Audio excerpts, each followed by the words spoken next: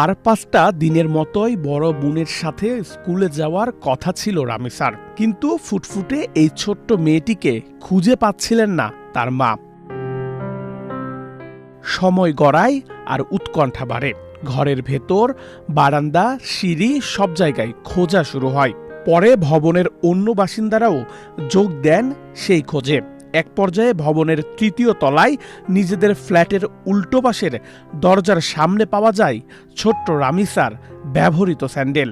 তখনই সন্দেহ আরও ঘনীভূত হয়। ভেতরে থাকা লোকজনকে দরজা খুলতে বলা হলেও দীর্ঘ সময় কোনো সাড়া পাওয়া যাচ্ছিল না।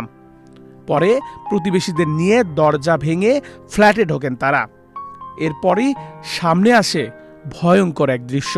ফ্ল্যাটের বাসিন্দা সোহেল রানার কক্ষের চারিদিকে রক্ত ছড়িয়ে ছিটিয়ে আছে।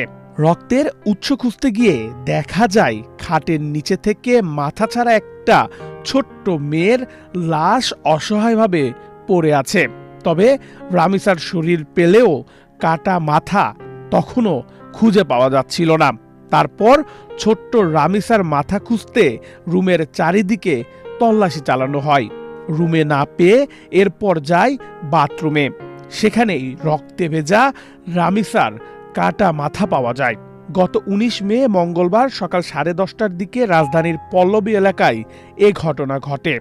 নিহত রামিসা পপুলার স্কুলের ২য় শ্রেণীর শিক্ষার্থী ছিলেন।